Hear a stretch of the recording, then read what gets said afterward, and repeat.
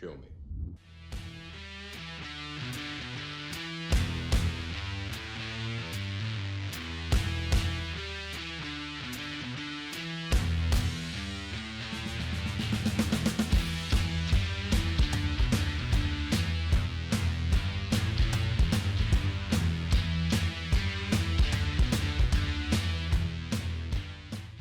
Hello and welcome to another episode of I Welcome You to Kung Fu, the show where I have a guest who is not literally surrounded by Kung Fu and martial arts cinema 24/7, and I have them pick any movie from the genre that piques their interest, and I pick a movie that sort of pairs up with it, something that complements their choice. My guest today is the author of such books as The Library at the Center of the Earth and The Prophet. He is a film critic, a movie historian, a lover of all things classic cinema, and he is the Leonard Maltin of the movie streaming app Momi2. Which makes me wonder, hiya, what are we doing? I'm right here. Let me do what he does, and I'll do it for you. I edit my own videos. I can do that too, and you don't even have to pay me that much. Harry, I welcome you to Kung Fu.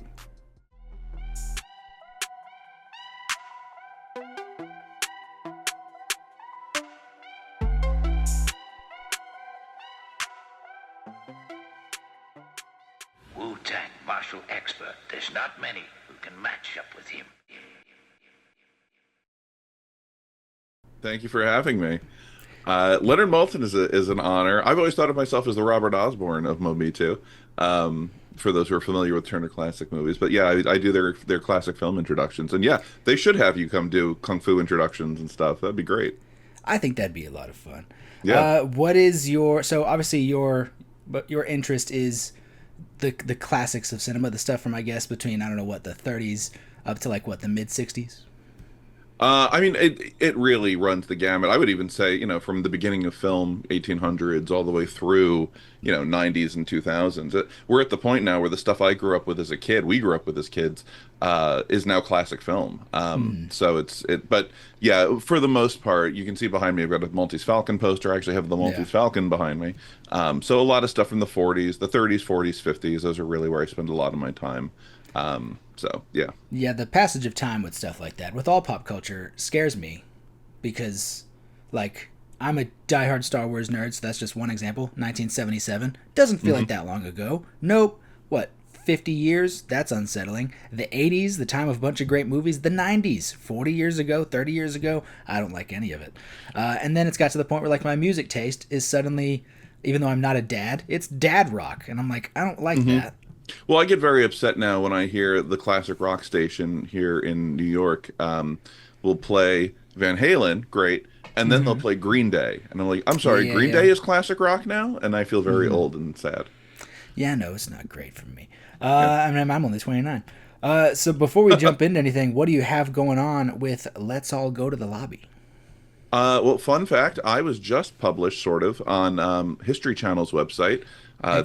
They did a story on how popcorn was almost banned at the movies and how it became sort of synonymous with moviegoing in honor of National Movie Theater Day, which is April 23rd. And I was quoted as one of the sources, and they introduced me as historian and classic film something or other from Let's All Go to the Lobby. So that was very cool. And then I'm on Momi2, doing classic film introductions, mometu.com. And I'm doing stuff on my channel on Instagram and TikTok. Heck yeah. And I think you were just on Holly, who was on last episode. Yep. You were just on her podcast as well. I was on Get Your Popcorn talking about Casablanca. And it was one of those films where she's like, I want to talk about Casablanca. And I was like, you have to have me on. It's that film and then 1954's A Star is Born. Those two I need to discuss.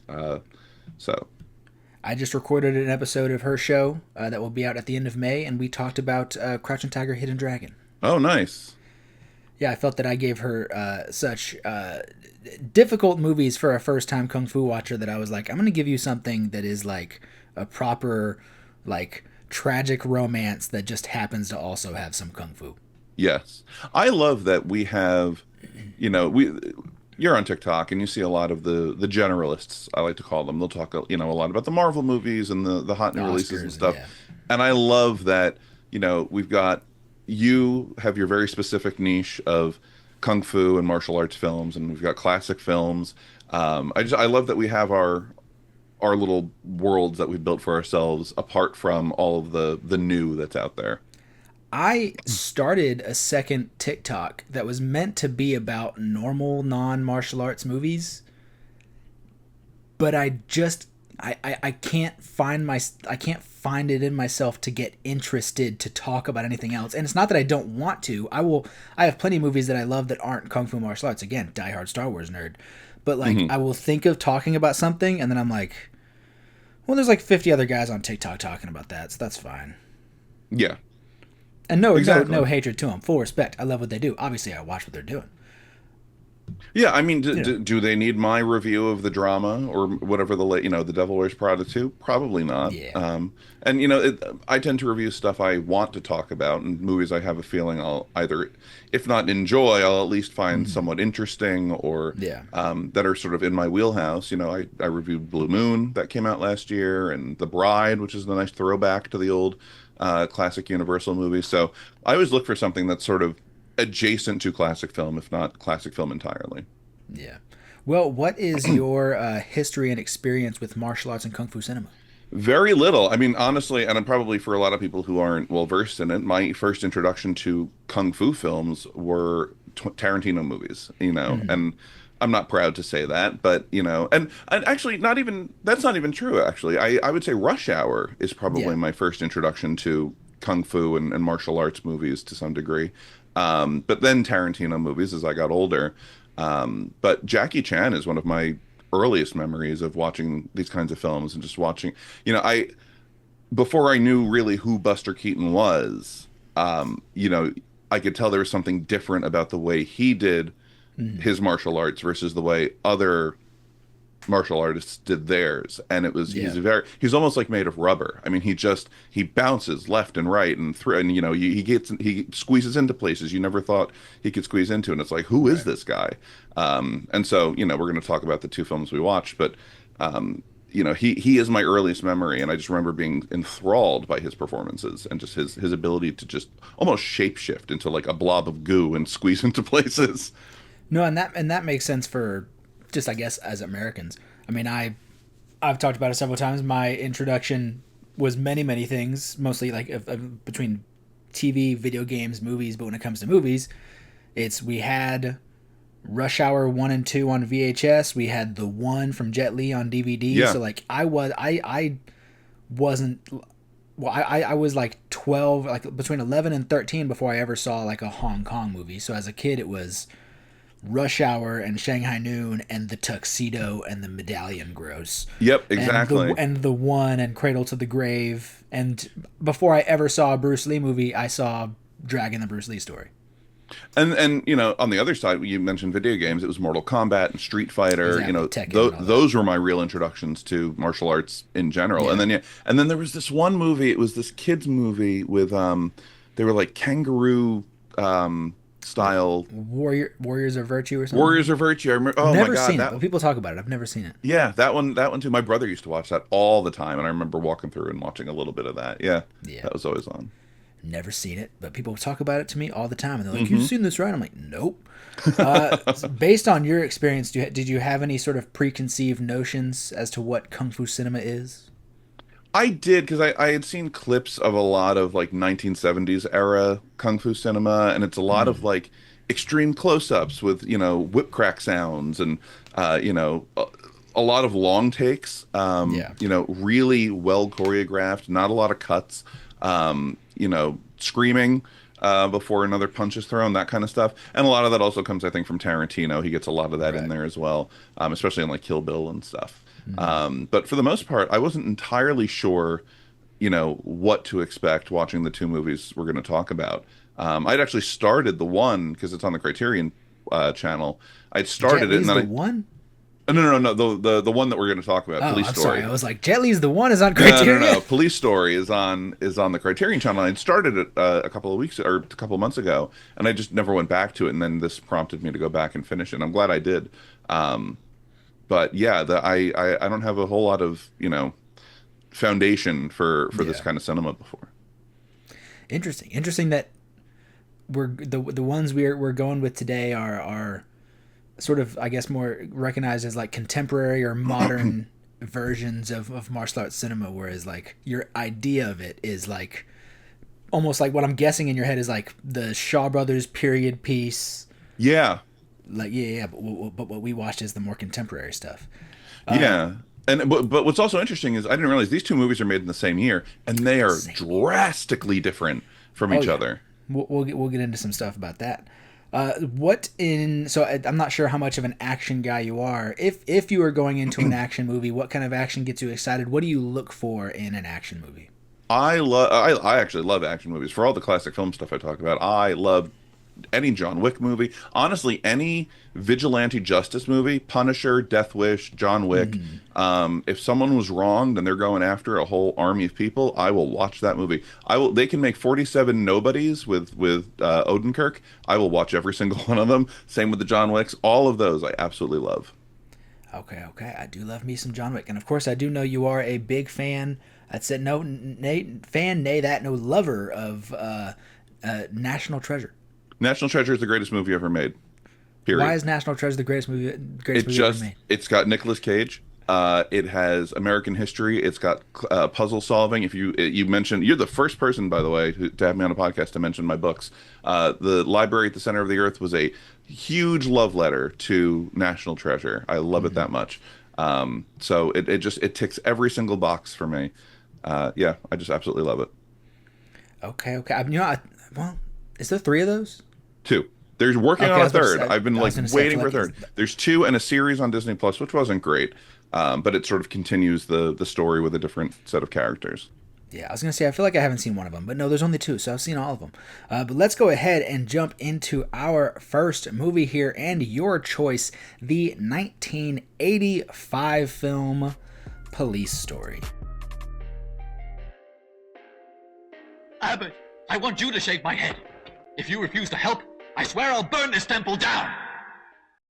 憑自我硬漢子，拼出一生痴，流汗血盡赤心，追尋大義。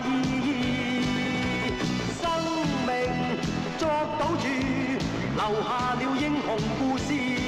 Police Story, directed by Jackie Chan, starring Jackie Chan, Maggie Cheung, Bridget Lin, Harkon Fung, Bill Tung, Yuen Chor, and many, many more, of course, from Golden Harvest Studios.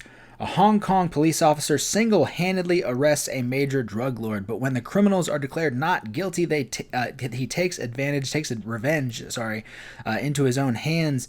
But he is also framed for the death of another police officer. He must clear his name and go above the law to bring down the bad guys.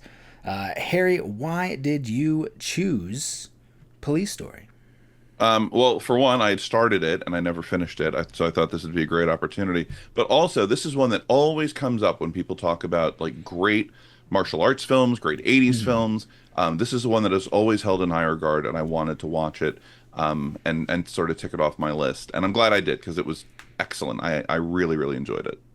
Okay, okay. Well, go into a bit more of that opinion there. This one is being so highly regarded, deemed as one of the legendary martial arts films, Hong Kong films of all time.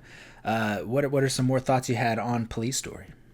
It's interesting because watching it, and especially with that opening where they're in the squatters village and the car comes barreling down the hill, I noticed it almost felt like guerrilla filmmaking. Like they were doing this on a shoestring budget.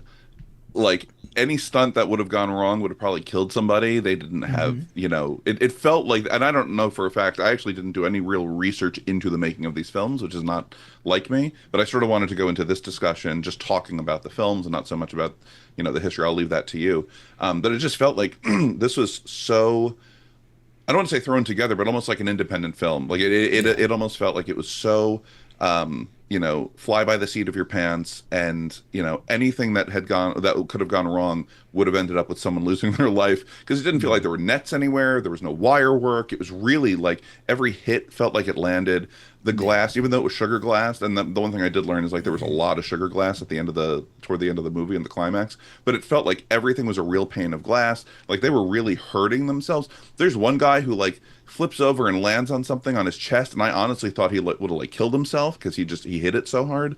It was Was it the beginning or really the just end? say. Was that the beginning or the end you're talking about there?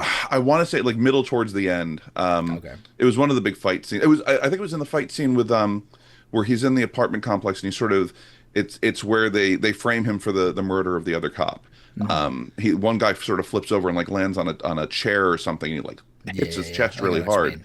And I was like, holy crap! Like I hope he's okay. Everything felt very visceral and very very real in a way that the other film, The Protector, did not feel, which is it was like totally 80s, and we'll talk about that. But that felt very Hollywood as opposed to this one, which felt very grounded in reality, even though Jackie Chan's bouncing off the walls. I knew it was an action movie. I didn't realize how much of a comedy it was and how slapsticky it was. And this is where the Buster Keaton-ness comes in. I mean, he's really, sliding through car windows. I knew anytime a car was on screen, weird shit was about to happen. Yeah.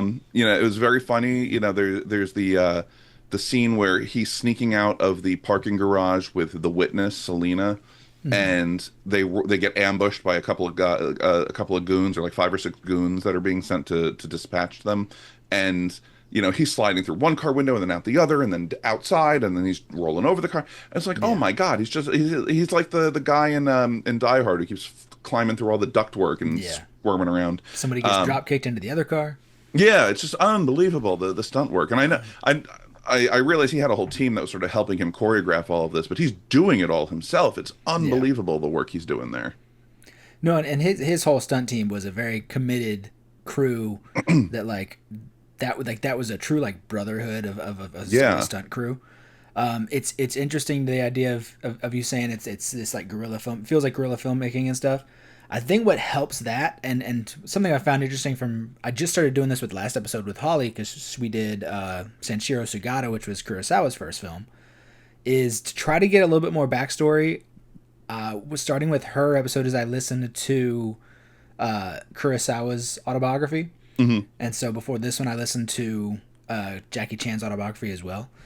And I think what helps it feel so guerrilla filmmaking is Jackie Chan said that when he got the job at Golden Harvest, when they brought him on and signed him to a contract and everything, they pretty much just told him, we trust you. Go make your movie. Don't worry about the money. Don't worry about the time. We have it. You have it. Go make your movie and don't worry about anything else. And so I think that's what helps everything feel so guerrilla filmmaking, is Jackie Chan's just told, like, I can go do whatever I want. Got it. Yeah. And I think what also helps is that watching, and I know that these are like highly choreographed fight scenes, that these have to be very precise and well timed and everything, so someone doesn't get hurt. But watching him fight, especially that scene in the apartment where he's taken on the 3 or 4 guys, and right before they kill the other cop, he seems very resourceful. He's using the chairs and everything around him. It doesn't feel choreographed. It feels very improvised and impromptu, and I think that really adds to the realism, even though it is a comedy. And all of that, and there's every cop makes the worst decision imaginable. The villains make really terrible decisions. It's I think it's very silly when they come out of the courthouse, and they're basically saying like, we're gonna kill you, to Selena, and then Jackie Chan comes out and he's like, well, I'm here to protect her. It's like, no one would talk like this in any other cop movie. Like this is clearly like a farce. Because Jackie Chan wrote it. Yeah, exactly. And it's funny in that regard. But then especially as you get towards the middle and the end and the climax and everything, it takes it's not quite a darker turn, but a more serious turn. There's an intensity to it. Yeah. Yeah, it really ramps up toward the end there, especially in that chase through the department store and everything. And it still feels very grounded. All those fight scenes feel very grounded.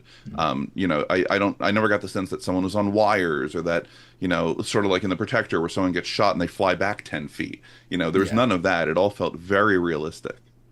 Yeah. And I think the movie sort of teases you as to what the darkness and the intensity that the movie could be, especially towards the end, of course. But at the very beginning, when they are doing the sort of stakeout and trying to bust the bad guys, like you have like the one cop who can't get his stuff together, and he's like freaking Right. out, and like he does end up shooting one of the bad guys, and as he does so, he pees his pants. But Jackie Chan like puts him against the wall and is like, calm down. Mm-hmm. It's like there's like just sort of that serious moment in that before the movie gets comedic, and then by the end of the movie again, the intensity happens again. Right. Well, then you have that scene where Selena's getting ready. She's going to take a bath or something, and the other cop sneaks in to scare her, and he's chasing her with a knife, almost like a bad horror movie. And it's like, I'm going to kill you. Haha, you're going to hell. And it's funny, but it's like, this is completely absurd, the way they're handling this. Yeah. What is your experience with like proper Hong Kong Jackie Chan? Is this the first? This, I would Rumble in the Bronx be considered Hong Kong Jackie Chan? Like, yes. Like, so Rumble in the Bronx is a weird movie because that movie was so strategic. Like, it was a Hong Kong production, but it was a Hong Kong production that they had every intention of dubbing it in English and releasing it in the West. Like, they knew exactly what they were doing with it. So I think maybe some of like the level of stunts and like you said, sort of the freedom of the filmmaking and stuff was very Hong Kong, but purposefully made for the West. Okay, yeah, because that was probably the closest I've gotten to, before seeing Police Story, the closest I've gotten to Hong Kong Jackie Chan, true Asian cinema, as opposed to Jackie Chan in a big Hollywood movie. Yeah. Interesting. You have a long road ahead of you, my friend. I know. How would you explain, I guess you sort of said with the guerrilla filmmaking, how would you explain sort of the style of action you saw in this one? I mean, it's frenetic. And it like I said, it feels very improvised a lot of times, the way he fights. The one thing I love about, the Asian cinema, Asian kung fu cinema and martial arts films is they don't do 40 million cuts in a fight scene. You can actually see what's going on. You can tell, you can see the choreography, you can see the action, and I love that so much because I want to see, it's one thing I really appreciated about stuff like The Matrix, when he's doing all the practicing and everything. There you can actually see him doing the moves, and I almost feel like he told the Wachowskis, don't cut so much. I want them to see I practiced almost. And I felt that way here. Like Chan really wanted you to see all the work he and his team put in to getting these stunts right, getting the choreography right, to make the action and the fight scenes look as good as possible. Well, it's interesting how they make a lot of those, how they film a lot of the stunts, how they craft the fight scenes and everything. Because like you said, it all seems so carefully structured and everyone has to be careful. Really, with his stunt team, they didn't have to be careful. Jackie Chan was like, for the most part, I'm going to kick you, I'm going to hit you. I'd like you to be as full contact as you can be with me to make it look good. But like when we think of sort of martial arts action movies today, a lot of 87-11 stuff, like your John Wicks or Love Hurts from like Ke Huy Quan, and like anything 87-11 does today, and even stuff, even a lot of the Indonesian stuff today is previs. Previs is king, and I love Previs. I think Previs has helped them has helped so many fantastic movies. I sometimes will watch a Marvel movie, like for the example, maybe the best example is Winter Soldier. The fight scene between Cap and Winter Soldier is great. I like it a lot. But when you actually watch the Previs fight, it is so much better. It's so good. Oh, interesting. It's great. But so like that stuff that like they have choreographed it, they have filmed it, blocked it, everything they need to do, so that all they need to do when they make it on the day or the several days it takes them to make it is they just copy everything they did in a warehouse and do it on set. Between from the frames to the shots, everything. This, you go back to then, it's all done on the day. They didn't go in with planned choreography. They went in, especially like think of like the mall. They scouted the mall and they said, we're going to fall over that. We're going to flip over that. We're going to go through that window. And then as like right before they started filming, they came up with the choreography. That's insane. Just how fast they had to do everything then. If Jackie Chan had turned to the camera and said, hi, I'm Jackie Chan and this is Jackass, and then did the stunt, and it wouldn't have felt out of place. Like it honestly felt at certain points like they were just flying by the seat of their pants and whatever happened. Yeah. Like when something that it blows my mind every time I watch this movie is This movie opens with what most movies would have, with what most Hollywood movies would have as their finale. Yeah. Like, and even Bad Boys 2, the opening of this movie is the finale of Bad Boys 2. Right. Yeah, absolutely. Yeah. Heck, Yeah, even, that's a good what is point. it? Jackie told an interesting story that you can really see it in Tango and Cash, I think. Jackie got invited to Sylvester Stallone's house, and then also like to set. Like, I think he was invited to set while he was making Demolition Man. Oh, okay. Which is funny because Jackie, I think, was the original idea for the villain, which was Wesley Snipes in Demolition Man, is they wanted Jackie Chan. But Wow, I can't even see this. right. So Sylvester Stallone like hugs Jackie when he meets him, and he's just like, "You're so great. We watch your movies all the time." And Sylvester Stallone pretty much tells him, when we're trying to find something to do in our movies, we watch your movies. Interesting. And literally, he does Jackie Chan in Tango and Cash. He does Police Story in Tango and Cash. The scene, the end of this scene where he holds the gun as the bus is coming near him, and right before it gets to him, he just fires in the air and it stops, and all the bad guys come flying through the windshield. Yeah. Watch the beginning of Tango and Cash. Wow. He does. Sylvester Stallone does the exact same thing in Tango and Cash. Wow, that's fascinating. That's so cool though. Like he would study him and study his films and say, let's do something like that. Yeah, and Jackie talked about just being like stunned by that. He was just like, "You know who I am? You watch my movies? What is happening?" It's like, yeah, dude, you're freaking Jackie Chan. Yeah. Something that I love with this era of Jackie Chan, especially in the 80s, a bit of the early to mid 90s as well, is Jackie in the West is known for comedy, blending the action with the comedy. And yes, he definitely does that in this, 100%. But he is so much more fight focused, I feel, in a lot of his older 80s Hong Kong stuff. Like, there's like lists of the best Jackie Chan fights. It's very rare to find an American film on those lists. It's mostly the Hong Kong stuff. Granted, there's a lot more of them, but like I feel like there's so much more a focus on the hand-to-hand fights. Yes, he's gonna use props. He's gonna do tricks with the environment and everything, but I feel like there's more emphasis on the actual martial arts in Hong Kong stuff compared to his American stuff. Oh yeah, well, I mean, you can tell, producers on the American stuff are looking for what are the big set pieces and what props, especially when you look at the Rush Hour films and he's like sliding under the bars of the coat check window. I remember in one scene, and he's swinging from the vertical banners that are hanging in a big banquet hall and stuff. And it's they're always looking for the bigger, and you can tell, especially in Police Story, like Jackie Chan is focused on just giving you a really good fight. Yeah. What was I was looking at? Did any major stunts, fights, gags, or anything, like which ones like stood out to you, wowed you the most? Well, obviously the car rolling down the hill during the opening is the big one. The bus chase and all of that. Hanging off of it with the umbrella. Yeah, hang off with the umbrella. And what I love so much is that and this is Jackie Chan through and through, is the facial features. Like he would have been, if we had martial arts film in the 1920s during silent film, he would have been as big as Buster Keaton, if not bigger. I mean, he's got the perfect facial expressions for silent film. Very expressive. And it was interesting because I did read that he actually had never seen a Buster Keaton film until years after he made Project A. And it's like, how have you never seen Buster Keaton? And you are Buster Keaton. Like, you're just the movements you're doing, the facial features, all the expressions and everything. You're basically embodying him exactly. And you've never seen his work before. I couldn't believe it. Yeah, and part of that's also the hair.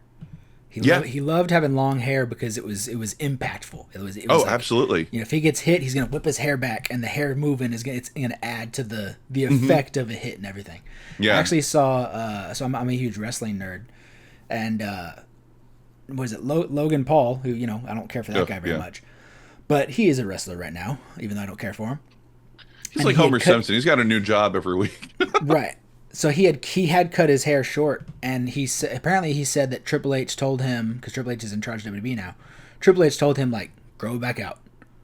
Grow it out and use it. It will work for you. And immediately, as soon as I read that, I was like, Jackie Chan knows that. It's true, yeah. I mean, if you think back to like The Undertaker and Mankind, and a lot of them all had long hair. Just whenever you get hit, you just get to be like, oh, and it just Yeah. the impact of the movement. It helps. That's true. Yeah, that's fascinating. I love, you know, it's like right as the climax is coming to an end, right? It's the end of the department store fight, and he beats the hell out of the lawyer, and then he beats the hell out of the mob boss, the gangster who's you know trying to keep his briefcase, and he kicks him into the shopping cart and shoves him through the thing, and then he slides down the pole with all the lights going off. And what I love is they show you the him sliding down the pole with all the lights exploding 3 separate times. Like, we got this in one take, and we're gonna make sure you see it. And so you see it from like 2 or 3 different angles. So he filmed that with I think he said that they used 13 cameras to film that. Yeah. Oh, you can tell. I mean, they really wanted you to see it. And I did read that he got burned doing that. He got 2nd-degree burns going down because the lights had heated the pole so much. Yes, so we can get into with that. I've got a Kung Fu fun fact for you, so let's jump into the Kung Fu fun fact. That is the part, so the pole jump is sort of based on that. So the pole jump at the end of the film, of course, just sliding down the pole seems dangerous. And it was, as you said, heated up, which made it more worse. But what made it so hot, it wasn't just the fact that there was lights on it. They brought a generator to power all those lights hanging or surrounding the pole and everything. The generator was not strong enough. The generator was not working. They plugged all those lights into the building's electric system and everything. The building's outlets. Not good. No. Higher wattage, higher whatever. I don't know. I'm not an electrician. So they were cranked. But apparently they were turned up all the way. And there was somebody waiting by the plug, because the other worry was not just that it was so hot or anything. The other worry was you're plugged into the building's main like electric system. What if you get electrocuted? So there was somebody like waiting by the plug to be told like, take it out, take it out, take it out. Wow. And yeah. So the plugs had heated up the pole, and then as he's going down and the lights are bursting, there's also then just like more bits of just like bursts of heat and everything. Yeah. Was he actually bursting those on the way down, or were those like squibs that were going off? No, they were popping. He was really like, his arms were just one after the other all the way down. He's just going down. As he's going down, anything he hits is popping and everything. I'm sure also them being turned on to a higher wattage and everything was not helping. But he also, I believe the word is that he like dislocates his pelvis as soon as like on landing. I read that, yeah. But he told the story from his perspective, which I've heard before. That he talked about this, and I've heard this is that he stood at the top of the thing, and even though he does all this crazy stuff, one of his fears is heights. He doesn't like heights. So he's at the top of this thing. He has to like jump out 8 feet and try to grab the thing. As you said earlier, no nets, no landing pad. There was no landing pad at the bottom. He had no plan for if he missed. The only plan he had is there was a cart full of like candy or something, and he was like, I'll just land on that. So he's standing at the top of this thing, truly scared. And he just apparently told whoever, because again, there's 13 cameras on film. And he's like, they couldn't waste the film, I guess. So he was just like, when I like shake my head, start rolling. And I get he said that at some point he like nudged his shoulders or something, and immediately they all started rolling, and he could hear them rolling, and he thought that wasn't the fucking sign. But so in that moment, right before he jumps, he yells, and that yell was literally just him saying "fuck it." Wow. He jumps, gets it, slides down. He hit that, just all that momentum, all that energy, all that experience and burning and anything, the adrenaline of all of that. He hits the ground, and if you see when he hits it, he immediately is up and running. He does not take a minute to be laying on the ground or anything. There's no cut there. That is him hitting the ground, getting up and running. Jeez. Because his body is so full of adrenaline from that situation. He doesn't know what the fuck else to do. So from his perspective, he says he slides down, he hits the ground, gets up, immediately rushes towards whoever he's supposed to rush at, and he immediately started hitting somebody, and the person he was hitting was saying, "Stop, stop, stop." And he turns around and he sees Maggie Chung and Bridget Lin crying. And he like kind of stops and calms down, and he looks down, and his hands are burned, covered in blood. There's glass in his hands. And like he just full on adrenaline. And you know the craziest part?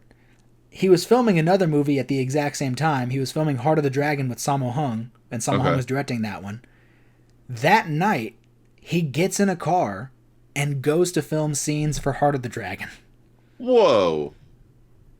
And he did admit, well, he did admit that he was like, when I was sitting in the car on my way to the other set, he's like, my body felt really shut down. He was like, I truly felt like I pushed to a limit. I'd gone too far. Yeah, I can imagine. Who was he hitting when he got off the pole? Like, it's got to be the bad guy, because I guess when it cuts to the next scene, he's like holding the mob boss.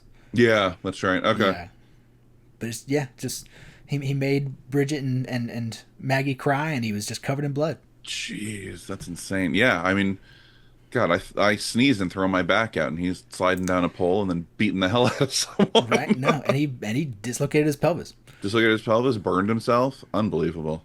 Freaking Kung Fu fun facts. Yeah. I have a book here that whenever there is a movie that is in this book, which both of our movies today are in this book, so I'm going to go to this one again later, that is the Hong Kong Essential Guide to Hong Kong Movies right here. I'm honestly surprised the second movie is in that book. It just Me too. Yeah, well, we'll talk about it, but I don't know. So very I'll different. I'll skip the sort of summary and get to the thoughts on the movie here that are in this book. Where's to make sure I got the right spot here. So what starts out as a typical Jackie Chan comedy with Maggie Cheung as his long-suffering girlfriend takes a stark turnabout when Jackie finds himself on the opposite side of the law. Jackie's ability to mix a compelling storyline with arguably some of the best Hong Kong stunts and action ever committed to celluloid demonstrates why he is the #1 box office star in his chosen field of action flicks. This film is the perfect example of why Hong Kong cinema was labeled over the edge, and is an excellent introduction to the genre. How do you feel about that? I couldn't agree more.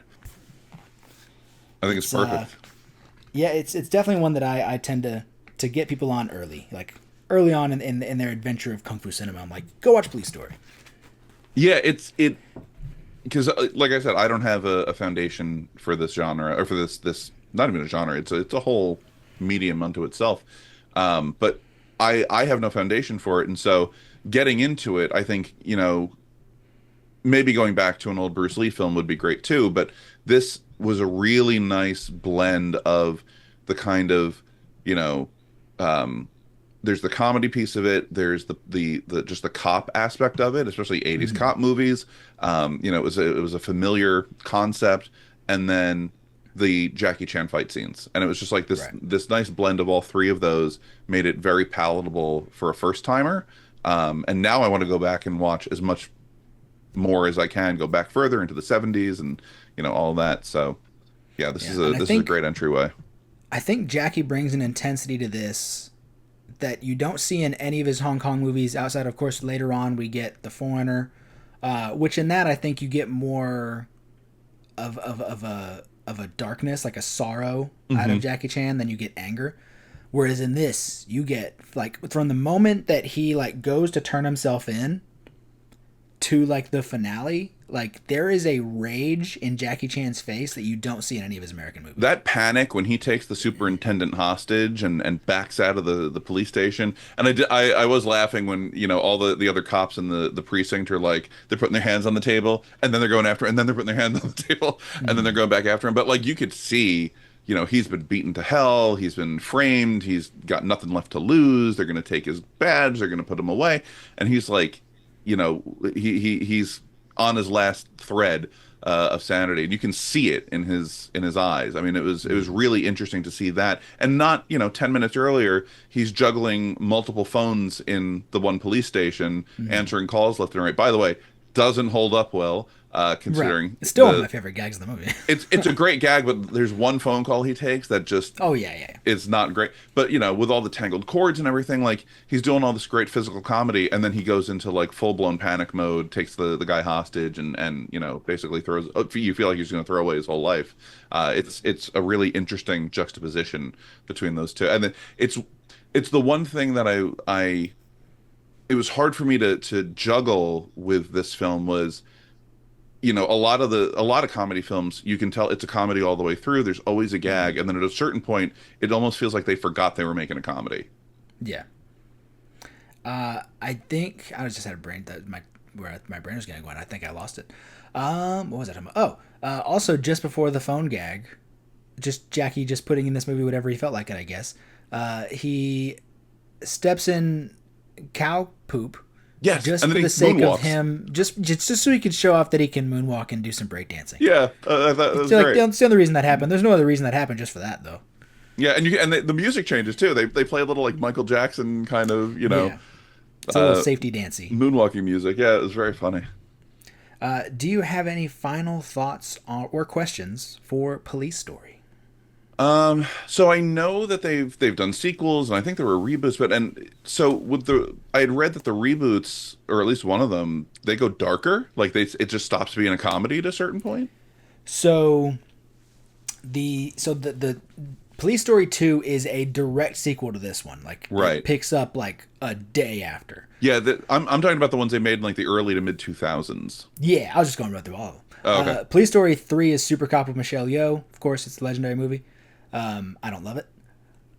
4 First Strike, Police Story 4 First Strike, I don't like that movie at all. The most famous thing about that movie is the ladder fight scene. Okay. And it's like one of the most like legendary moments in Jackie Chan movies. It comes from a bad movie.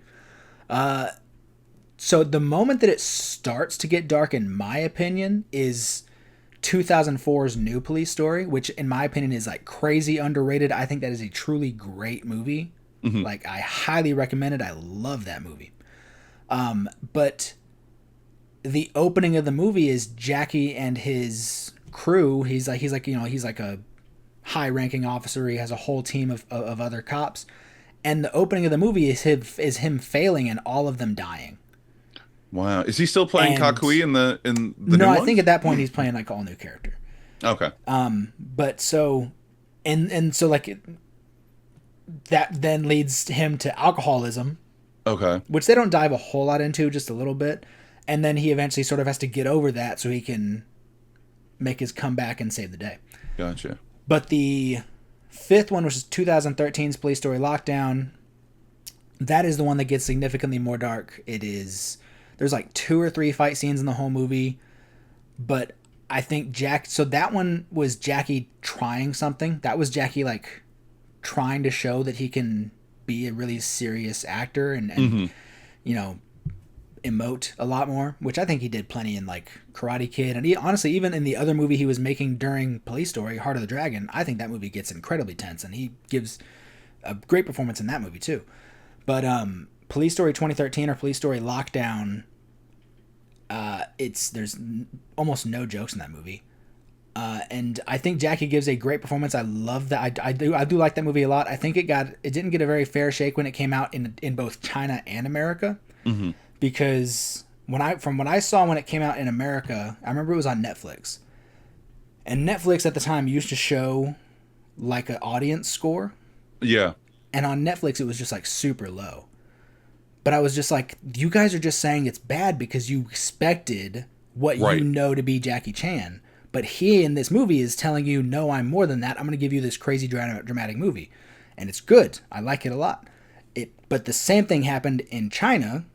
The movie flopped. Interesting. And since then, honestly, he hasn't tried like that ever again. Wow. Oh, that's a shame. Oh, he got Charles Lawton. He tried one thing and then didn't do it again. Yeah. Like, I mean, like, The Foreigner was after that in America, but yeah, no, he hasn't tried to be that dramatic in China Oh, ever that's a again. shame. Yeah. But I like it a lot. I recommend checking out all of them except for the fourth one. Yeah. Are you ready to jump into our next movie here? Oh yes, this one was a cocaine fever dream. All right, let's get into our second film, the movie that I have chosen to pair with yours, the 1985 as well film, The Protector.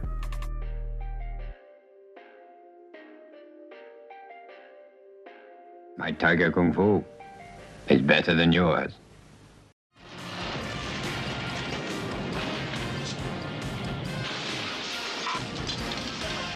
Meet New York's new weapon. Jackie Chan is the Protector. The Protector, directed by James Glickenhaus, starring Jackie Chan, Danny Aiello, Roy Chow, Superfoot Bill Wallace, and Moon Lee. 2 New York City cops, Billy Wong, and Danny Garoni, head to Hong Kong after the daughter of a rich businessman is kidnapped by the drug lord Mr. Ko. Before we get into any thoughts, I will explain why I chose to pair this with yours. So these 2 movies are very much Big Brother, Little Brother? I don't know. So I gave you the option of 3 movies. Those movies were Dragon Lord, this movie, and Gorgeous. Jackie Chan, before The Protector, did a 1980 film called The Big Brawl. It's a Hollywood movie. It's an American film. It's not good. Directed by the same director as Enter the Dragon. They didn't know how to use him. They didn't let him choreograph anything. They didn't let him be Jackie Chan. Yes, the movie has a bit of gags. It's a comedy, lighthearted action, but Jackie didn't get to be in charge of any of it. Jackie hated the experience after Cannonball Run. He also did Cannonball Run after that. Jackie hates the experience. He did not have a good time. He wanted to make a Jackie Chan movie. He goes back to Hong Kong and he makes Dragon Lord, a movie I like very, very much. Mm-hmm. Many years later, 1999, Rush Hour. Jackie makes Rush Hour. Yes, it's a big success. It's a classic. Everybody loves Rush Hour. Jackie, again, does not have a very fun time making Rush Hour. Mm-hmm. He goes back to Hong Kong and he makes Gorgeous. And in Jackie Chan's own words, I did Rush Hour for the money, but Gorgeous was my baby. Yep. Again, Gorgeous. I actually, truly love that movie. It has a great final fight with the late, great Bradley Allen. So, both of those movies have one in common with Rush Hour, whereas Jackie made The Protector, has a miserable experience. The movie doesn't exactly flop, but it doesn't do great. Jackie does not get to be Jackie. Jackie goes back to Hong Kong and says, I'm going to make the greatest fucking action movie you've ever seen. And he makes Police Story. Hell yeah. So you went with the one where Jackie was like, I hated that. So we're going to talk about the movie that made Jackie so upset that he went back to Hong Kong and made Police Story. Interesting. So he went back into 2 more Rush Hours. No, 3 more Rush Hours, I think. So 2 more Rush Hours, yeah. It was a 2, or I feel like they were working on a 4th, maybe. I don't know. But so he does 2 more Rush Hours. Did he do it for the same reason? He's like, I need more money, so I'm going to go do a Rush Hour, and then I'm going to go make a movie I want to make? Jackie likes being a star. Okay. So Jackie, and I watched an interview with James Glickenhaus talking about it a little bit too. Doesn't seem like a very nice man. Jackie, while making this, was also like going back and forth to Japan because he's a singer and he was singing in Japan too.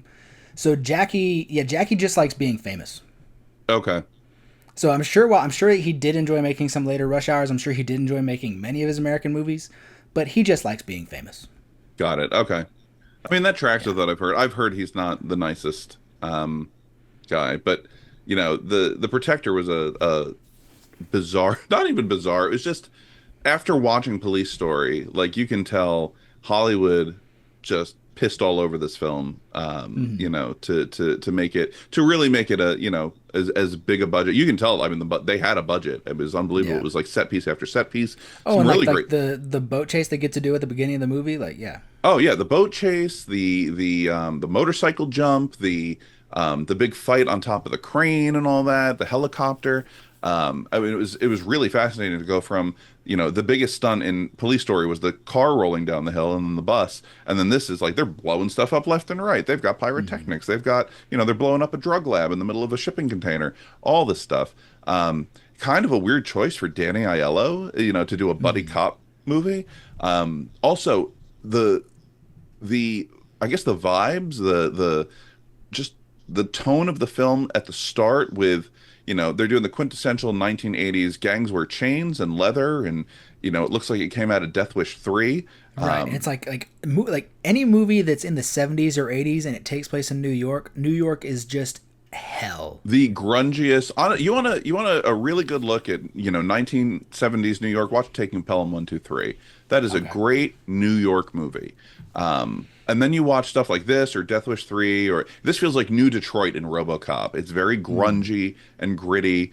You know, 1985 New York, you know, we're sort of coming out of it's there are parts of it that aren't great, and they're in the South Bronx to start, so not great at that time of you know, in that middle of the decade. But it was, yeah, it was very bizarre because they stripped the giant semi truck. They take all the computers and stuff out of it. They leave the guy alive, the truck driver. But then the next scene is them going, the two cops going into a bar, Jackie Chan and his partner, and these robbers you know, trying to rob the bar, and they open fire, and like, so like I said before, someone gets shot and they're flying back 10 feet. It's like a Sam Peckinpah film, blood exploding everywhere. It's like, what is this, Rambo? Is this RoboCop? What is this? It's just a very bizarre film. one of the robbers in that scene in the diner, who has zero lines and he gets shot, you know, like everyone does in that scene, I guess. One of the robbers in that scene, I don't know this guy's name. He is from Dumb and Dumber, and then he was also in I want to say it was The Departed. I saw him in. But in Dumb and Dumber, he's like the main villain in Dumb and Dumber. He's the mob guy who eventually is like riding in the car with them, and like Jim Carrey does the most annoying sound in the world. Yeah. He's one of the robbers in that scene. I honestly, and I had to go look on IMDb because I could have sworn one of those robbers was Joe Pantoliano. It wasn't him, but it looked just like him. I'd recognize that. Yeah, no, I was like, is that Joey Pants? And I was surprised it wasn't him. I didn't realize that was one of the guys in Dumb and Dumber. Oh, that's funny. I know exactly what you're saying. But it's him. Yeah. Yeah.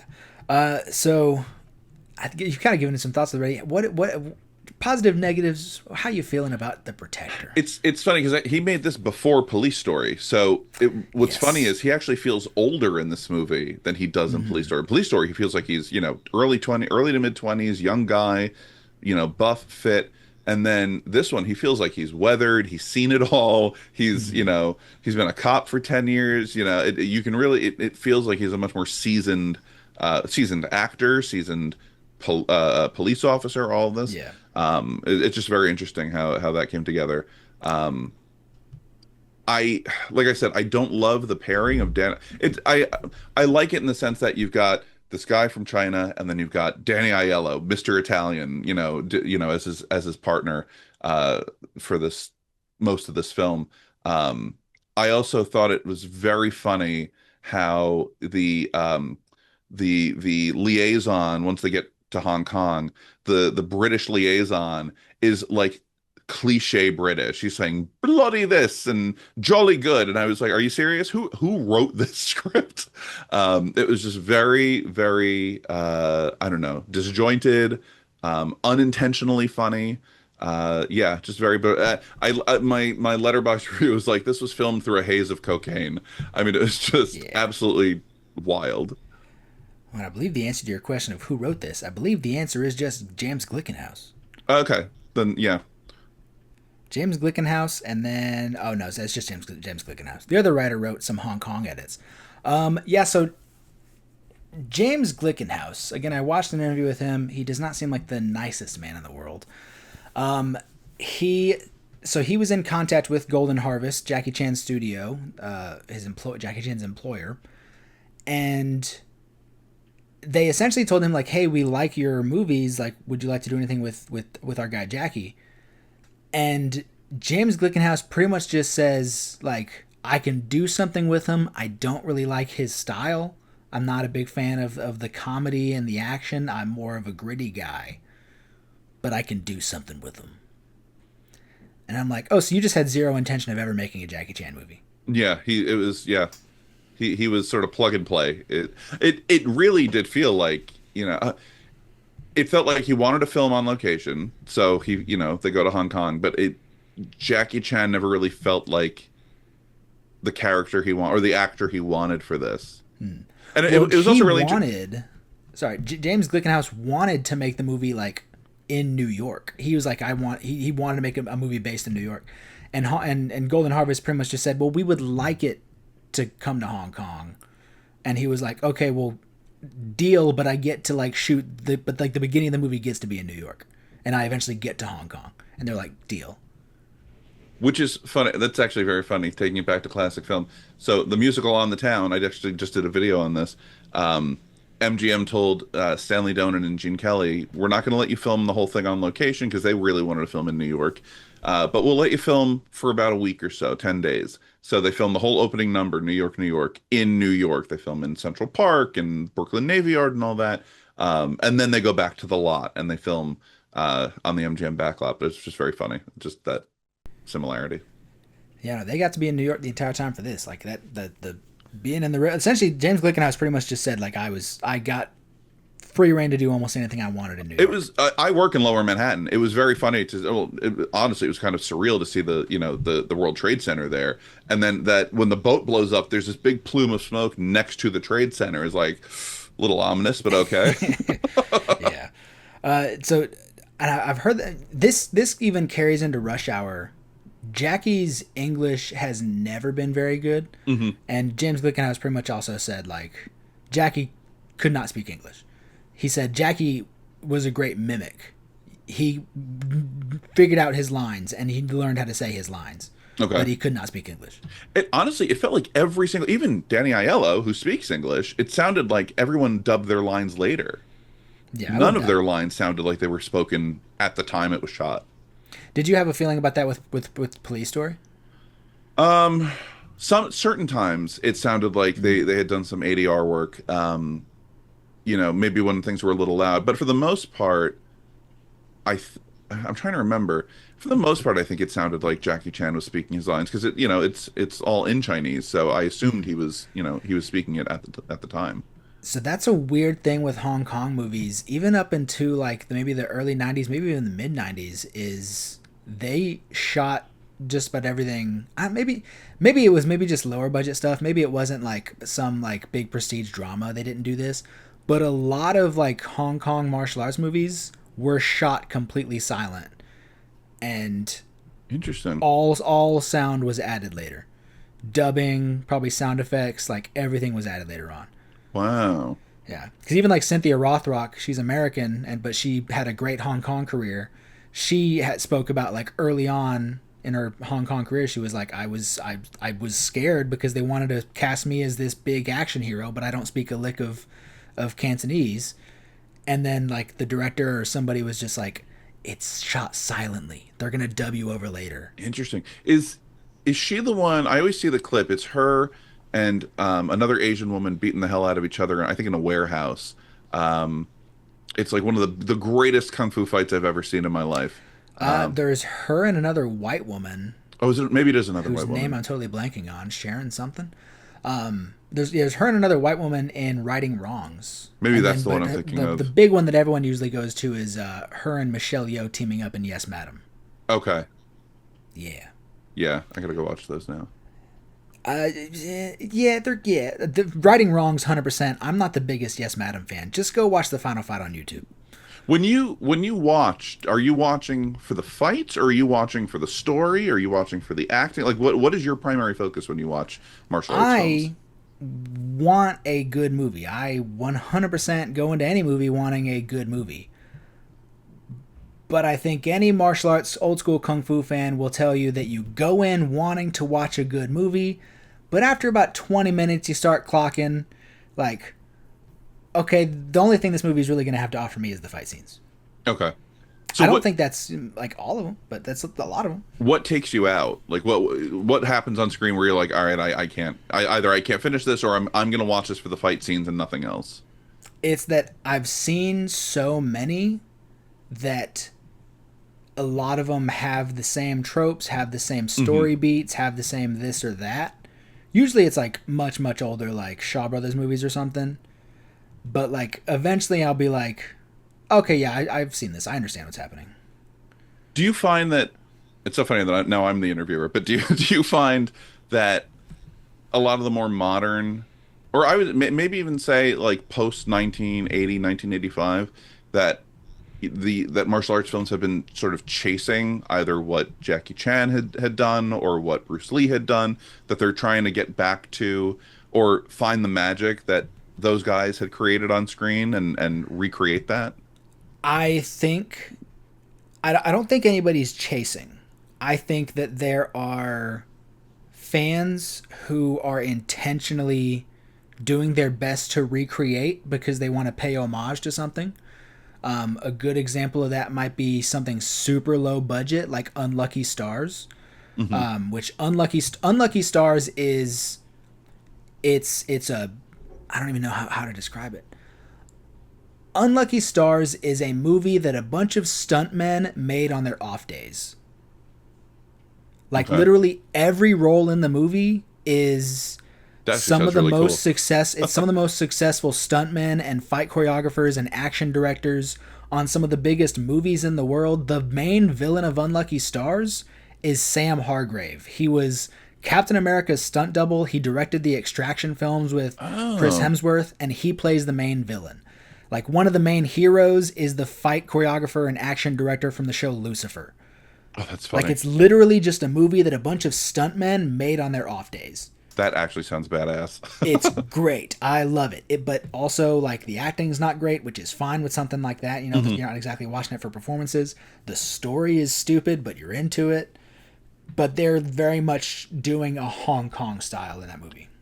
We've had, you know, Jackie Chan is an icon, Bruce Lee is an icon, Jet Li, Michelle Yeoh.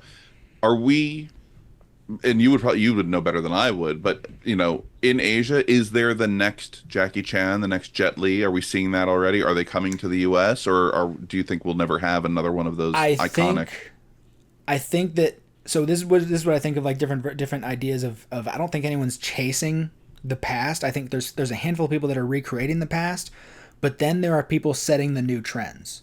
You had back in 2003, which is crazy to be like, that was 23 years ago. Jeez.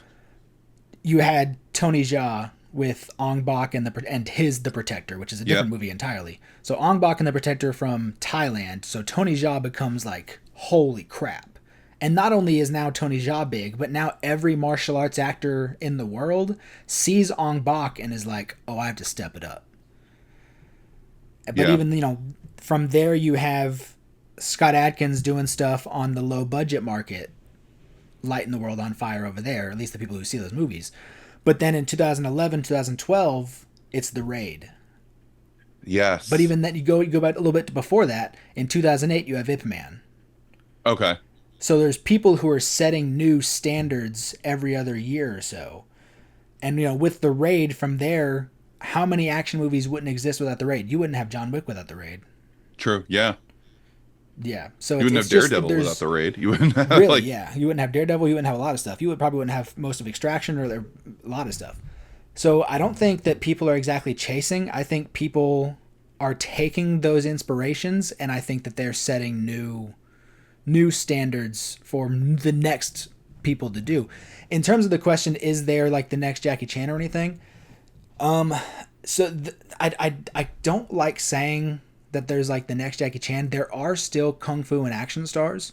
Mao Zedong, who he was a child actor in the 90s. He starred opposite Jet Li. He played Jet Li's son in My Father's a Hero. Okay. Now that it's crazy to think that dude was a kid in that, and now he's in his like late 30s, early 40s. But he is a big star in China. He has a movie coming out called The Furious, which you've probably seen some stuff blowing up about. I got an email about that, yeah. So he's in The Furious with Joe Taslim, who is also in the Raid films. The Eye for an Eye Blind Swordsman movies are his. There's the Fight Against Good and Evil, Fight Against Evil or something like that. He is one of the most exciting guys right now. But then, of course, there's also, like I said, American low-budget guys, Indonesia, Thailand, South Korea. There's always someone somewhere. The girls from the Baby Assassins movies in Japan. There's always somebody somewhere that's like, they're the person to watch right now. Okay. That's cool. Nice. So I think what frustrates me is so much about The Protector. We'll get back to this again. Yeah, please. I think what frustrates me so much about this is, again, we talked about James Gilkenhouse not liking the comedy stylings. What Jackie Chan worked so hard to do at the beginning of his career is be himself. Mm-hmm. And that's not exactly to say that, like, oh, Jackie Chan's playing the same character every single time. But Jackie Chan's early leading man career was, who's the next Bruce Lee? Mm-hmm. So he plays that stoic, stone-faced hero for the first like 5 years of his career before he pairs up with Yuan Wu Ping for Snake and the Eagle's Shadow and Drunken Master. And of course from there it's like, oh, this is fucking Jackie Chan. Yeah, watching Police Story and then watching The Protector, it was interesting because Police Story, it feels like that is Jackie Chan. That is his personality. He's funny, he's charming, he's silly, you know, he doesn't take anything too seriously, but then when the shit hits the fan, he goes into, you know, Jackie Chan mode and you know, he's flying off the walls. This one felt like he was trying to act, and it did not land, especially in the scene after his partner is killed in the bar and he's like, are you sad? Give me Are the you fucking keys? Yeah, he's like, he's sitting in. He's sitting in front of the police captain, the chief or whoever, who's screaming his head off. You know, typical cliche. You know, I want your badge and your gun now, and all this stuff. And you know, it was like he's got no emotion. Everything is monotone. I got no sense of any kind of like actual acting going on in this scene, as opposed to Police Story, where it felt like he was really performing. You know, not just in the fight scenes, but just through the whole movie, he was performing a role. Well, and like as I was saying with like Jackie fighting for the first 5 years of his career to not be somebody else, because the industry expected him to be the next Bruce. James Glickenhaus essentially brings him on and says, "Be Clint Eastwood or something." Yeah, and it's like, but like it feels to me, not exactly career wise, but maybe performance wise, like just a big step backwards in Jackie's creative development. It almost felt like Glickenhaus wanted to make a Rambo movie. Like, I can't get, you know, I don't have Stallone. I've got Jackie Chan. I'm going to turn and you can even see it on the cover to the movie that he's shirtless with the six pack and everything, and it looks like the cover to Rambo, or to First Blood Part 2. Do I have is the other cover on here? I don't know. This is my Blu-ray of it. I don't think the other cover's on here. There's one cover of him. Is this what you're talking about right here? Yes, exactly. There's one cover of him like holding like a big gun, and he never fires that gun once in this movie, but Danny Aiello does. Oh, the giant 6-shooter cannon thing that he fires at the sniper. It's like a grenade launcher. Yeah, that their buddy got from the Israeli military, which means they got it from us. Right. Another thing that bothers me with this movie is even when we do get some fight scenes, just like the big brawl back in 1980, which probably would mean it's shot in like 79, 78. But just like those movies, I'm trying to get this case back in this case, Jackie does not have 100% control over his action. You can tell. You get that final fight scene with the henchman where he later gets the giant circular saw and comes at him. Okay, that fight scene between the two of them, I didn't feel one punch land. It was very choreographed. So even more than that, the one that really bothers me is the fight scene in the massage parlor. Okay, yeah.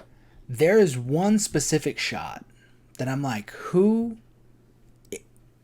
decided this is what this shot needed to be? I don't know. You know what blocking is? Mm-hmm. So like if you're gonna punch somebody, you want to get it from an angle where even if they miss, it looks like it connects. It looks like it. Yeah, exactly. They don't do that at all. Oh, yeah, no, you can tell. I mean, there's a shot, and there's probably more, but this is the one that really bothers me, where Jackie Chan jumps, and I'm gonna insert a clip right here, where Jackie Chan jumps and delivers a flying knee to this guy's face. It's off by like 5 inches. Mm-hmm. And they don't try to block it correctly. They just show it from here. So you just see me. Yeah. And I'm like, why? What are we doing? It was really weird because there were certain shots in this film where I was like, oh, this director sort of knows what he's doing. And then there's stuff like that where he clearly doesn't know how to film a fight scene. I think Glickenhaus did better. There's one scene where they're sitting in front of, I think it's the British superintendent liaison when they're in Hong Kong, where like the camera comes around, they're sitting in the thing and it's looking at the guy, and then it's coming around on them in the chairs, and then it sort of sits right behind them, and you're watching him sort of loom over them, and it's kind of knowing what happens later in the movie. It's kind of a nice foreshadowing of where he he lands on the villain spectrum. Spoiler alert. But he, that kind of stuff, I was like, oh, that's interesting. And then, like you said, he's 5 inches off when he tries to land that knee kick, and it's like Glickenhaus has no clue how to shoot a fight scene. And I felt the same way with both the henchman fight towards the end there, and then when they're on the crane, and they're like, he's playing Donkey Kong with the guy, and they're throwing boxes at him, and he's leaping over the boxes, and none of that felt real in any sense. Right. I don't hate the final fight against Superfoot Bill Wallace, which Superfoot Bill Wallace, if you're not familiar, was a proper old school kickboxing champion. Mm-hmm. Beautiful kicks. The dude just I can go back and watch that guy's fights all the time. I love watching that guy's fights. He was like a commentator at the very first UFC event. But I don't hate their fight. In fact, there is a second cut of this movie where Jackie Chan took some of the crew and he refilmed. He added to a few scenes that they already had, and then he also filmed like 2 separate fight scenes by himself, so there's like 30 extra minutes onto the Hong Kong. Yeah, cut. I read he re-edited it for the Asian market, and there's like other characters we've never seen before, entire story arcs that are not in this. This Blu-ray right here actually has a cool special feature where I don't remember who the narrator was, but they just show it's just 2 frames like we are right now. Mm-hmm. One side is the American cut, one side is the Hong Kong cut. And it doesn't go through like it doesn't go through the whole movie like that, but it just shows like the boat chase. Mm-hmm. And is like, here's the difference between the boat chase and the American cut, here's the difference between the boat chase and the Hong Kong cut, here's the difference between this scene and this scene. And then eventually like the American screen will just be black and it'll show a whole scene that Jackie Chan just shot by himself. That's awesome. And but you can see like the boat scene in the American cut is apparently James Glickenhaus just loved every single shot he had. So every single shot he had made it into that scene. That was James Glickenhaus wanted to direct an episode of Miami Vice, and this is as close as he got. Yeah. So every single shot he had of the boat chase is in that boat chase. Jackie went for his edit. It's like half as long. Yeah. Yeah. And it probably, you can probably tell the way Jackie Chan blocks a fight and shoots a fight that it almost looks like 2 different films. Yeah. Well, so I bring that up because the final fight against Bill Wallace is Jackie got Bill Wallace to come back and he extended their fight. Oh, interesting. Made it a few minutes longer, which I do think is good. I do think it's better than the original cut, which even though I don't mind that original fight scene, but it would have been even better if it were just in a Hong Kong movie and probably directed by Sammo Hung. Okay, yeah. Sammo Hung had so Sammo being Jackie's like older brother type, they starred together in many films, but one of them being Wheels on Meals. And the final fight of that movie is Jackie against Benny the Jet Urquidez, another old school kickboxer, regarded as one of the greatest fight scenes of all time. And I think that Jackie, as much as he was good at filming his own fight scenes, I think Jackie was so stunt motivated that that Jackie Chan directed movies have better stunts, but whenever Sammo is directing Jackie, Sammo wants Jackie to fight. Mm-hmm. So it would have been just in my head. I just thought of it earlier today that I was like, oh, if it was Sammo directing Bill Wallace against Jackie, that would have been amazing. I've heard you talk about Sammo Hung, and my only real knowledge of him is the very short-lived 90s, early 2000s television show Martial Law. Yep. Includes a crossover episode with Walker, Texas Ranger. Yeah. Yep. Yeah. I know. I mean, of course, I don't know if you've seen Jackie's, what am I thinking of? Around the World in 80 Days? I have not seen that, actually. I actually like it quite a bit. I think it's quite good. Is it better than the original? I've never seen the original. But there is a scene in which Jackie and crew come across Wong Fei Hung, who is a legendary, well, he is a real person. He is also a Chinese folk hero. Every major star in Hong Kong has played Wong Fei Hung. Mm-hmm. And so in Around the World in 80 Days, they meet Wong Fei Hung, and Wong Fei Hung in that movie is played by Sammo Hung. Oh, cool. Yeah, I like that movie. It's a good movie. Go watch it. All right. I'm gonna refer back to this book right here, The Essential Guide to Hong Kong Movies, where for some reason The Protector is in this movie. For some reason. So I don't know who wrote every single bit of this. It was either Rick Baker or Ken Miller. Says about The Protector. Jackie Chan's rocky relationship with director James Glickenhaus led to him becoming unhappy with the finished version. So, with some remaining members of the crew, Jackie decided to reshoot the second half of the film, dispensing with the nudity and overt American style, replacing it with the Jackie formula his Asian fans expected. The result is that there are two versions of the movie: the Western release, which, although quite successful, made very little use of Jackie's skill, and the Asian version, which has at least 30 minutes of new footage, fights, and action. Jackie Chan purists will definitely want to see the latter. And I think so. Unless you want to see boobs. There's no boobs in it. Yeah, that was, I mean, as soon as I saw that section, I was like, oh yeah, this is an American movie.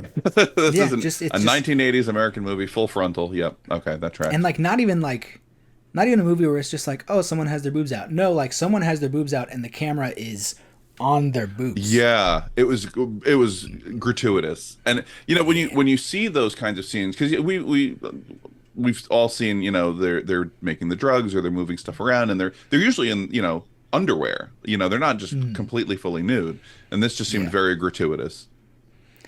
Yeah, that scene's weird in the Hong Kong cut because they do use the footage. There's sometimes where instead of seeing the naked women, they filmed a separate scene of like just guys in lab coats. Mm-hmm. But then for the scenes like with Danny Aiello, where like everyone who needs to be in the scene is in the frame, but also over here is a naked woman, they just like cropped it out. They were just like, no. Yeah. Do you have any final questions? Any final thoughts? Anything at all about The Protector? I kind of wish I had watched The Protector first, because then Police Story could have washed the taste of that out of my mouth. I didn't love it. I mean, it was fine. I enjoyed the sheer 80s-ness of it. I think on Letterboxd I gave it 3.5 stars, just because it was over the top. It was funny. It was kind of fun to watch in certain parts. That final the helicopter sort of chase between Jackie Chan and Co. Was kind of fun, and the way he dispatches them, great. But for the most part, it was not how I want to remember Jackie Chan. For me, Jackie Chan is Police Story. He's Rush Hour, for better or worse. He's Super Cop and Rumble in the Bronx and all of those. But yeah, I just if you're going to compare the two, there really is no comparison. Right. Let me ask you because I remember it being quite jarring for me. I remember the first time I watched this. It must have been it's over 10 years ago. What is going through your mind the first time, I guess you see both Jackie Chan just with a lot of blood and gore gunning people down, but also just cussing up a storm? Yeah, it's weird because it's funny because this thought actually crossed my mind as I was watching The Protector, is that, and even Police Story, it's weird to see him with a gun in his hand. I don't expect him to carry a gun. I expect Jackie Chan to beat the crap out of someone with his bare fists. And when Danny Aiello grabs a gun, that makes sense. But when Jackie Chan grabs a gun, I expect him to fight. Or when Jackie Chan gets into a fight, I expect him to fight, not to grab a gun and shoot somebody. So it's just very interesting, what we've come to expect, I think, from martial arts films is martial arts. And this felt very Americanized. It was just a weird dichotomy between the way they do films in Asia and the way we do films here. Well, let me ask you before we move on to some final questions here. Now that you've seen an early version of American Jackie Chan, which I don't think this reflects at all what Jackie does later on in America. Yeah. And I guess you've so let's go ahead and add that stuff in. You've seen some American Jackie Chan modern day 20 years ago. Fuck. I know. And you've seen an early version of American Jackie Chan in the 80s. Mm-hmm. But Police Story could potentially argue that is the most purest Jackie Chan can be. Mm-hmm. What are some key differences that you spot and contrast between those things? I can tell. So I could tell, and hearing you explain it, I could tell when Jackie Chan gets to be Jackie Chan, when he gets to direct and do his own choreography and do, you can tell he's having fun. He's having a blast. He's enjoying himself, and that reflects in the fight scenes. It reflects in his performance. And then you can tell when he does an American movie. Not so. I honestly, it was a shock to hear that he didn't have a good time filming Rush Hour, because it seems like he and Chris Tucker are having a good time in that film. But for the most part, when he does an American movie, especially with The Protector, you can tell he's just sort of phoning it in, and he's he's still a brilliant fighter, and he gives that his all. But the actual, like, watching him act, there's nothing there. He's just sort of like going through the motions. Yeah. Well, and I think what Jackie does not enjoy about making Rush Hour, I'd be curious to see how he actually feels. He doesn't really talk about this in the autobiography or anything. You see a lot of what James Glickenhaus is talking about in The Protector. We're saying that Jackie Chan doesn't really speak English. He just parrots back whatever he needs to say. He knows his lines and he can say that.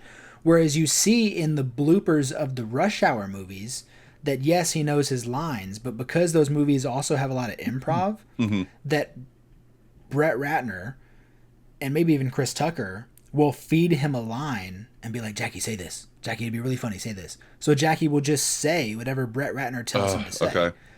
But then also there's actually I like this behind the scene clip a lot. There's a really interesting behind the scenes clip of the first Rush Hour where it almost feel like, and you could argue it's fight choreography, you could argue it's directing, but I don't know if like Brett Ratner is like just off doing something else, but Jackie starts just like directing a scene, and it's a fight scene.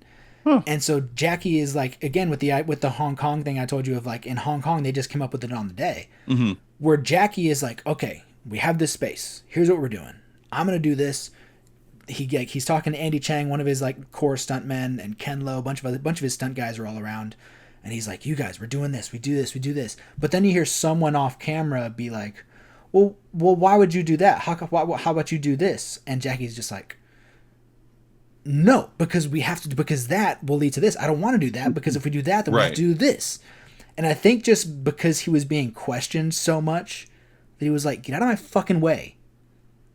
He's like, do you want this movie to be good? Well, I mean, imagine Alfred Hitchcock directing a Gene Kelly musical and saying, I'm gonna choreograph it. Like, if you have Jackie Chan there, why wouldn't you have him choreograph or direct your fight scene? If I had a legend like him, sitting right there, I'd be like, what would you do in this situation? If you were going to direct this scene or this movie, how would you do it?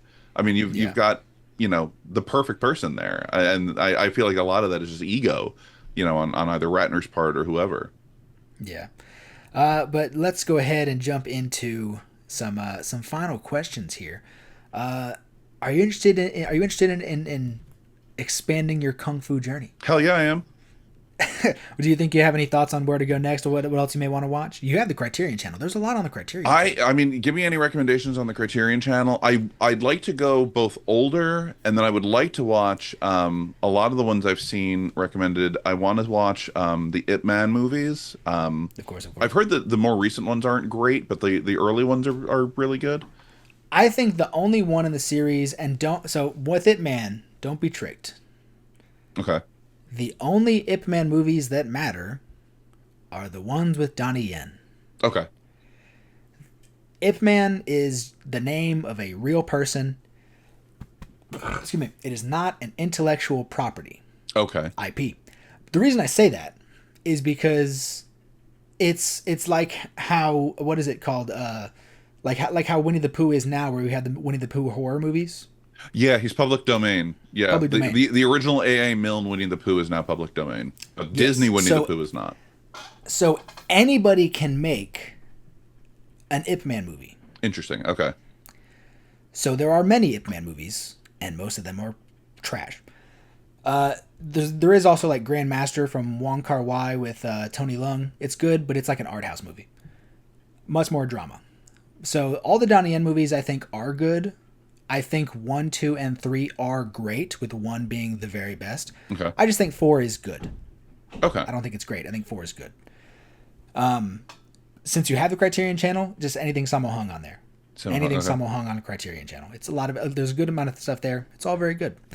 I do have a couple recommendations for you for stuff that I think that you would really enjoy. Okay. Go for it. So, for you being your movie classic love and self, Canton and Lady Godfather. Godfather and Lady Canton. Godfather and Lady Canton. Okay. Also called Miracles. Okay. It is, I don't know the movie, it is an adaptation of a Frank Capra film. Okay, now I need to know what this is. I can't remember which one. You might want to look it up because I don't know which one. I don't know Frank Capra movies. What's it? What is it called? Miracles or Godfather and Lady Canton. Miracle, 1989. Sounds right. Frank Capra's Lady for a Day, 1933. Oh, interesting. Yeah, it's just about a like poor, down on his luck guy who somehow manages to take over like this big, rich mafia and is like trying to do all the right things. Based on a short story by Damon Runyon, who wrote Guys and Dolls. So yeah, I'll check that out. Absolutely. That one is, I can't remember if that's on the Criterion Channel or not, but it's good. The other ones are because you enjoy some treasure hunting adventures so much. Hell yeah, I do. Of course, you have Armor of God, which I don't love Armor of God. A lot of people do. I think that the reason Armor of God gets so much attention is because it's the movie that Jackie almost died making. He at the very first scene of the movie, a stunt goes wrong and Jackie splits his skull open. Oh wow. Yeah. So he has like a hole in his skull. He almost died making that one. I'm looking at the cover and it's him with dynamite strapped to his chest. Yeah. And so like I think that movie gets so much recognition because of that stunt that went wrong, but then also it does have a good final fight. I don't think the movie's very good. You might like it a lot though. A lot of people like it a lot. But the sequel's good. The sequel's Operation Condor. I know that movie. Operation frickin' Condor is good. It is arguably, I always say that Operation Condor is the most entertaining movie ever made. Wow, I didn't realize that was the sequel to. Okay. Like the reason I think it's the most entertaining movie ever made is because I was watching it and my wife was in the room, who does not care. She does not like these movies. She doesn't care one bit. She was in the room reading a book and she could not look away from the screen. Okay, I'm just reading the pitch line here, and it's features Chan's character battling against a former Nazi to retrieve gold from an abandoned German base deep in the Sahara Desert. I'm sold. I'm gonna watch this tomorrow. You'll watch it. I love Operation Condor. It's one of my very favorite Jackie Chan movies, probably top 5. I love Operation Condor. That's awesome. Yeah, check that one out. I think you'd like it a lot. Again, and Miracles, Godfather and Lady Canton. Do I have to watch the first one to get the second one, or no? Okay. No, like he's just a treasure hunting guy that does kung fu. Hell yeah. That's kind of it. I don't think there's no like major plot. There should be more movies like that. Carries over into the second one. There is a third movie in the series called Chinese Zodiac from 2012. CZ12, yeah. Yeah, I don't think it's very good. It's got some highlights in it. The cool thing I learned about that movie from the autobiography was that like Jackie got inspired to write that one or make that one because there was a story of the movie is about like the 12 Chinese the zodiac animals. And so there's like these animal statues for the 12 zodiacs, and some like rich company, I think it was I'm totally blanking on what it was, which one it was. It was some big clothing company had something like that. Gucci. It was Gucci. Oh. somebody high up in Gucci like stole, I don't know how they came into ownership of these, but like a couple of the Zodiac statues that are like hundreds or thousands of years old or something. Oh my God. So Jackie makes this movie about like returning artifacts to China, which is not the first one. He has like 5 movies about that. Like Drunken Master 2 is about returning artifacts to China. But somehow whoever high up in Gucci saw Chinese Zodiac and was like, here you go. Gave them back to China. The reverse British Museum. Yeah. So like Jackie made a movie about returning artifacts to China, and the people at Gucci who owned the Chinese Zodiac statues were like, you're right. Sorry. Wow. Yeah. That's insane. That's so funny. Do you have any final thoughts on your adventure into martial arts cinema today?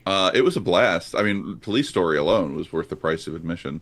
I absolutely loved it, and now especially reading the plot for Operation Condor, that's next on my list. Also, what do you think about? I think I've asked you about this before. The Undisputed films with Michael Jai White. I keep seeing clips on TikTok. They're fascinating. I want to go watch them. What do you think of them? I love the Undisputed movies. Not the first one. It's not a martial arts movie. I do have the first one. I have all 4 of them. Okay. I've heard the second one is probably the best, right? I'd argue the third one. The third one? Okay. But it's mostly so Undisputed is famous for a handful of things. The number one thing that the Undisputed films are famous for is the character Yuri Boyka. Okay. Who, if the movies weren't on the bottom shelf, I would reach for him. So the biggest... I for the past handful of years have referred to Scott Adkins, the actor Scott Adkins, as the modern king of low-budget martial arts action. Okay. He played Killa in John Wick Chapter 4. So remember like the big fat European guy? Yeah. He was Scott fast Adkins as hell. Holy crap. That was Scott Adkins in a fat suit. Okay. So Scott Adkins was really, he wasn't a very big actor at all by the Undisputed 2. So the first movie is Wesley Snipes and Ving Rhames. It's a boxing drama, prison drama. It's not very good, I don't think it's very good. Okay. The second movie, Michael Jai White plays the Ving Rhames character, George Chambers. Okay. And it practically is a remake of the first movie. He's thrown into another prison. This time it's a prison in Russia. But instead of boxing, it's like this really heightened form of mixed martial arts. Okay.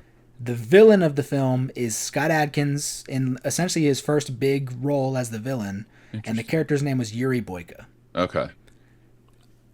Amazing fight scenes. Incredible fight scenes. All right. Yeah. Specifically from Scott Adkins. Scott Adkins, so his character is so popular because he's like a really like complicated character. He's not just some like sniveling villain. He's like, he has this love and respect for martial arts, and he's also like super religious. And even though he will like be dastardly, he will be evil. When it comes to like the fight, when it comes to getting in the ring and the competition, he takes it so seriously. Interesting. So And, he doesn't fight dirty. There's like honor among thieves. He doesn't almost. at Okay. all. It's like when it comes to the actual fight, super honorable. As soon as he gets out of the ring, he's an asshole. Wow. Okay. But there's a great scene where he has like Chinese monks and like Muhammad Ali and something else painted onto a wall, and he's like, "This is the evolution of martial arts. I'm the next stage." Wow. And he's this like really cool, really well written character. So even though he's the villain in the second movie, he's the main character of the third movie. And the movie's called Undisputed 3 Redemption because it's about him finding his redemption and becoming the anti-hero. Okay. And then the fourth movie is him fully being the hero. Wow. Okay. So like Scott Adkins now is regarded as, again, in my opinion, and he's been the lead of like 30 or so martial arts movies, low budget martial arts flicks. He is the king of modern martial arts action, and that all was birthed from the Undisputed films. Nice. Okay. Let me ask you, what do you think of Jason Statham? I think there is immense potential. I like a lot of early stuff. I'm a big fan of Safe. I'm a big fan of Safe is good. Homefront. I like the Transporter films. I think the fight scenes in that are kind of fun. So that's where I think in good hands, there's a lot of potential there. Because the reason at least the first one or two Transporter, I think maybe just the first one, I think maybe what makes that first one work so well is the movie is action directed by Corey Yuen. Okay. Corey Yuen is an old school legendary Hong Kong fight choreographer and director. He grew up alongside Sammo Hung and Jackie Chan in a Peking opera school. So he comes from the same background as Jackie and Sammo. Mm-hmm. And he put a lot of work into The Transporter. That's why that movie holds up so well. Okay. I think when he is in good hands like Corey Yuen, he can probably do a lot of good. I don't think that many directors or even fight choreographers maybe have done the most they could with him. I am curious about, he has the sequel to Beekeeper coming out. I saw that. Yeah, he's got another one coming out soon. I enjoyed, and it's less a martial arts movie than it is just a straight up action movie, but Wrath of Man I really enjoyed. I never got around to Wrath of Man. I remember liking Redemption. I haven't seen Redemption. Wrath of Man I think was Guy Ritchie, and it's a very well done. It's from different time periods and different points of view. This one guy's journey to get revenge on the death of his son. Very, very well done, in my opinion, compared to a lot of the other movies. I didn't like The Beekeeper. Yeah. There was another one he did like right before The Beekeeper that I actually liked a little more, where he has to protect or he has to rescue the daughter of someone he was working for. I can't remember. It was Michael Peña's in it too. I can't remember the name of it though. He plays a construction worker who goes off and not just the Working Man. That's Working Man? Yeah, that one. That one I liked. And I like the Transporter films. Yeah. I've never seen any of the ones. What are the ones? Crank, where he has to like keep himself alive by electrocuting himself. So in Expendables 2, I don't know if you saw Expendables 2. I did, yeah, a long time ago. In Expendables 2, the sort of final fight that Jason Statham gets, where he like knocks a guy's head into a helicopter propeller, the guy he kills in that scene is Scott Adkins. Oh, okay, nice. Yeah. So what was I saying? So like the idea of like, I think somebody, if Jason Statham is in the hands of somebody who knows what they're doing, I think there's a lot of potential. Whatever so on Beekeeper, I am excited for Beekeeper 2, because Beekeeper 2 is directed by Timo Tjahjanto, who is an Indonesian director who has made arguably two of the greatest action films of the century. Like The Night Comes for Us and The Shadow Strays. Okay. Holy, like I've got a movie up here behind me called Headshot, directed by Timo Tjahjanto. Okay. So the fact that this dude is directing Jason Statham, if Hollywood will leave an Asian director alone and let him do what he need to do, that movie could be really good. And that, I mean, from all we've discussed, that's really what it comes down to, is to get the right director who knows how to choreograph fight scenes, who probably is a fighter, in their own regard, to do it the right way and not let American producers, American directors, American financiers dictate how they get the job done. I want to see, martial arts directors direct the right way. So like in this scenario with something like Timo Tjahjanto, who like what makes his movies stand out so much is they're violent as hell. Oh, nice. Timo originally came from horror movies. He is a big horror director. Okay. He took every single thing he knew from horror movies and put it into his action movies, and now he makes amazing action movies that are gory as shit. Nice. But so he'd also directed Nobody 2 with Bob Odenkirk. Oh, okay. I think Nobody 2 was absolutely fine. It's not great. It's okay. I enjoyed the first one more, but it was perfectly passable. But what I think in that scenario is I choose to believe that maybe what happened with Timo making Nobody 2 is the same thing that happened with John Woo making Hard Target. Mm-hmm. John Woo came over in the early 90s or mid 90s for Hard Target, already off of some of the greatest action movies of the 80s with The Killer and A Better Tomorrow and Hard Boiled and Bullet in the Head and all these movies. He gets hired to come direct Hard Target with Van Damme. And the story behind that movie is the studio not trusting this Hong Kong director. Who the hell is this guy coming in and thinking he knows what the fuck he's doing? Right. They don't trust him. They hire Sam Raimi Oi. to be a backup director and just stand around in case he needs to step in and make sure something's done right. Look, I love Raimi for a lot of things, horror specifically. You know, Spider-Man movies, great. I would never want him to direct a martial arts movie. Well, so what what I've always said is I'm not a Van Damme fan. My favorite Van Damme movie is Hard Target. Interesting. Because Hard Target is a good John Woo movie that stars Van Damme. So what ended up happening on the set of Hard Target is Sam Raimi is a movie nerd. He's seen John Woo movies. Mm-hmm. He loves John Woo movies. So Sam Raimi was like, oh, you want me to go hang out in the bayous of Louisiana? Cool. He sat back and was like, John Woo, do your thing. That's awesome. That's so but cool. that doesn't get to happen to everybody.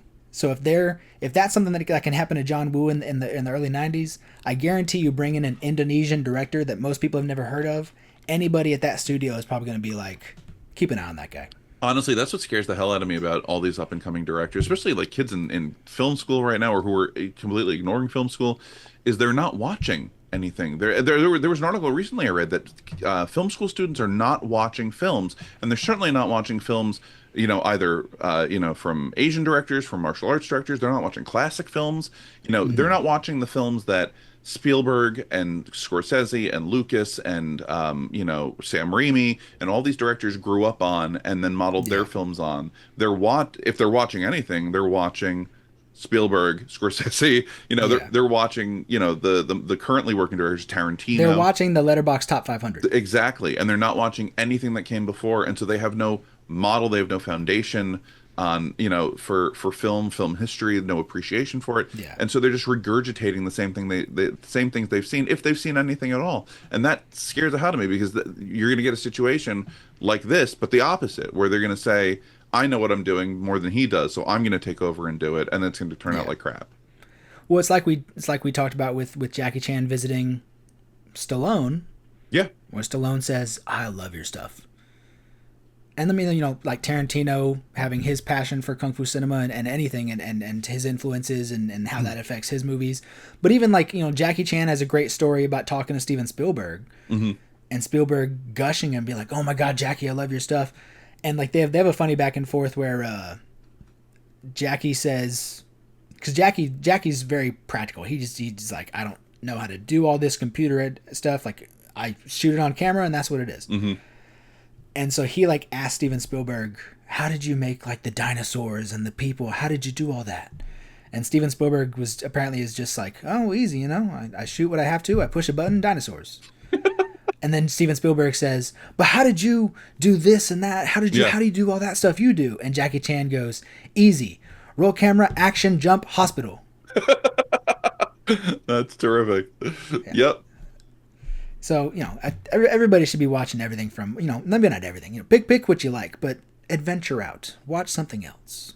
Yeah. Oh, absolutely. Broaden your horizons. Look, I was not, well-versed. I'm still not well-versed in martial arts films, but I at least have a better understanding of the concept now. And now I want to go dig even deeper and watch even more. Yeah. Well, my final question here to you is a very simple question. That is, did you have fun? I did. I had a lot of fun. I had fun in two different ways. I had fun watching Police Story because it's a great film, directed very well, great fight scenes. I had fun watching The Protector because it is batshit insane, and it was clear. Like they say, Popeye was the most cocaine-filled shoot in film history. I honestly feel like this might have been more. Yeah, it's got some stuff going on with this one. Yeah. Well, Harry, where can everybody find you at? You can find me on TikTok and Instagram. On TikTok, I'm at Lobby Intros. On Instagram, I'm at Lobby_intros. You can find me I think I'm at lobbyintros.com now. I've been posting sort of my scripts as blog posts up there. You can find me on Mometu as their classic film host at mometu.com. And those are the big ones. And my books are on Amazon, so go buy them, please.